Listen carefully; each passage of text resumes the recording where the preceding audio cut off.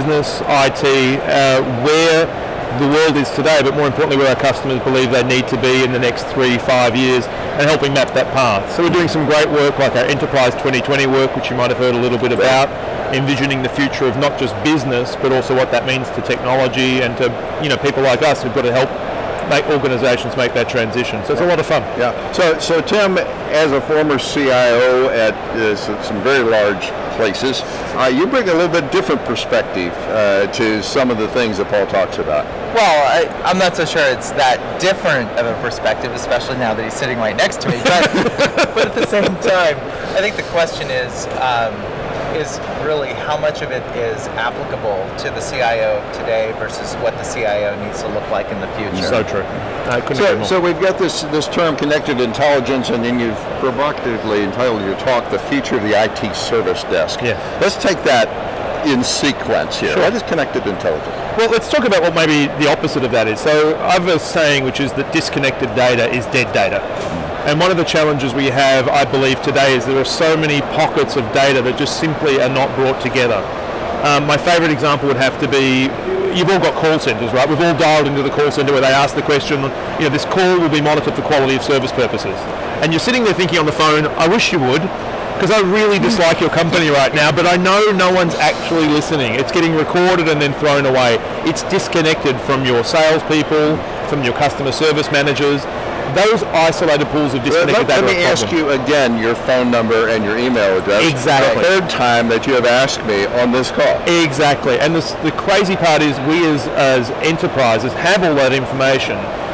It's the disconnected nature of it that creates problems. And that's not just a business problem. If you're running IT today and you've got customers calling up complaining, for example, that email's running poorly or they can't access the services that they need inside, chances are you have all the information you need to find that problem, diagnose that problem, even getting early warning of the problem, but you have these disconnected pools of IT data that really are the same sort of problem that businesses have as well. Yeah. Tim, do you agree from your perspective? I think the thing is, a lot of times we're looking at how do we start to put metrics around data? And the metrics around individual data components are just not even the tip of the iceberg. It really is about convergence of data. How do you bring the data elements together to really tell a story, to paint a picture of what's happening, and present it in a way that is consumable by those beyond just that core department? So you're getting beyond the geek speak of technology groups, you're getting beyond just the customer service speak of the customer service groups, and putting it in business terms. And I think the only way you can get that is when you do talk about convergence of data. Plus, it presents a much richer picture rather than a very myopic view of a particular metric. Paul, this sounds totally rational. Why don't people do it? There's a couple of reasons. I think existing reasons and future reasons. So the first is we've actually done a pretty good job of structured information. So we've done a good job of connecting a lot of our structured information. And if you think about systems like customer relationship management, ERP, we've slowly but surely been trying to knit those things together. So for example, when a customer salesperson sells something, your ERP system knows that you're down one stock item, you need to build a new one. We're getting there with that. But that's 10% of an enterprise's data. All the machine data, the unstructured data, that phone call that gets recorded for quality service purposes is recorded onto a hard disk in audio format, and it can be scanned by a computer. We're not doing that at the moment. So part of it's simply the unstructured nature of a lot of that information, number one. Number two, and I want to get your opinion on this, Tim, is as you move to cloud services, the data is no longer co-resident in your enterprise, and you start to get a data governance problem. Your information is smeared across the across the planet. Pulling all of that back together is a challenge. I don't know. Yeah, absolutely. That's a good point. I mean, a lot of the core data warehouse technology and methodologies that we've used for years really resound around a single source. Yeah. Everything together. You ingest data, you put it into a single source. And the reality is, as we go through time, some of those sources, not only are they geographically disparate, but you may not own that source. You may be pulling that information, say for instance, Twitter data or any other type of social media data. But what about the aging out of that data? You have address information, you have information on your customers. There's a finite life associated with that. How do you age that data gracefully? There's a half-life to data. That's how it's being discussed. It's an interesting concept. So one of my clients is a large insurance and reinsurance firm in Germany, and they tell me that they've got to keep their customer data for the better part of at least 100 years because the average life expectancy is a reasonable period of time, and you need to keep a bit of guard time around that just in case it's required afterwards. So we talk about aging of data. The other thing we've got is sometimes we get rid of data too early. Right. Well, but there's a trade-off here. There's a huge trade-off. The trade-off is that we keep all of the data and we create this data landfill. Right, because we don't know what to get rid of and what to keep, and that's part of the problem. But you don't know what question you might want to ask 2 years from now. Very true, and that's a lot of the reason why people are just keeping all the data, thinking about down the road I might want to ask a question or do something with that data that I may not have thought of today.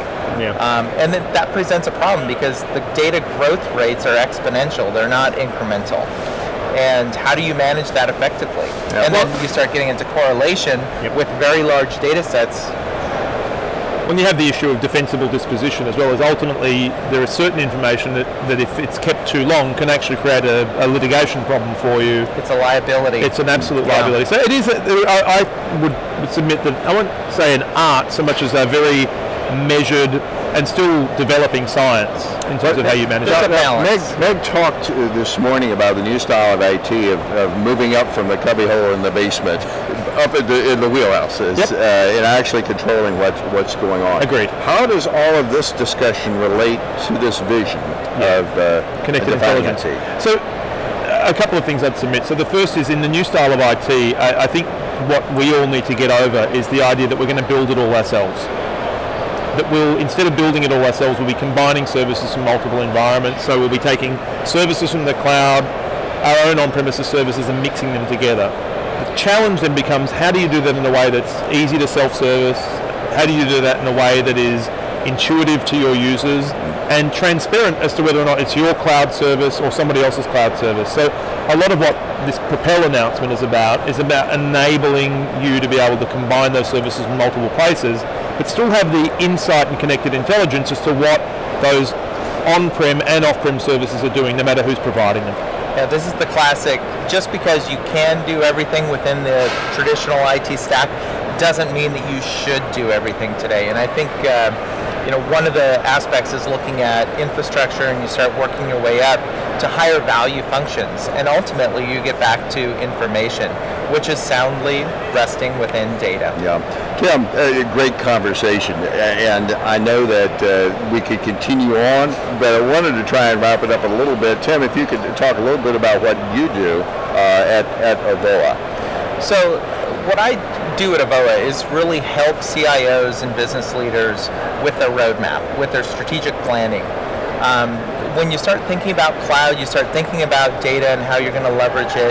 The problem is you may understand it in concept, so let's assume for a moment that you do, but you don't know how to deal with your traditional problems around, I still have this big data center, I still have all these legacy apps. What's the roadmap I use? Paul, it sounds like very much like the work that you do. Absolutely. I think the majority of organizations I met with today, there's a tension point between business and IT, and most of the CIOs and senior leaders I'm meeting with are looking for guidance in terms of how do we navigate this changing landscape. What are other people doing? Because it's changing so rapidly right now. Best practice, I would say, is changing probably from quarter to quarter in a way that I don't think I've seen in the last 15 years. If not more frequently. Right. So we had agreed earlier that the help desk is not going out of style. I'll let you wrap that up.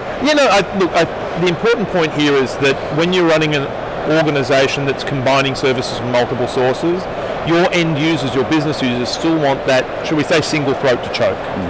And the ability to do that, maybe it's not the nicest phrase, but that single point of accountability. Right. And my view would be if they're looking for somebody to provide it, and if the CIO can't provide it, they'll go somewhere else. And what we're trying to do with Connected Intelligence and with Propel is give them that point of concentration that allows them to have choice without compromise. Excellent. But they also they also want accessibility, and they want to be able to access it now.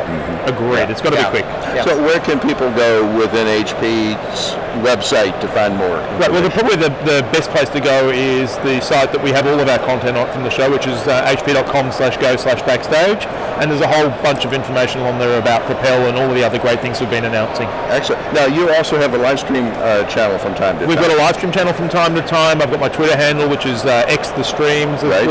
There is a ton of great content coming out of HP at the moment. Absolutely. And of your own show too, by the way, so thanks for having us on. Thank you. Thanks for joining us. Thanks to you folks for joining us here. This is the end of the first day at HP Discover Barcelona, but we've got 2 more exciting days coming up. So look forward to seeing you, and thanks for stopping by.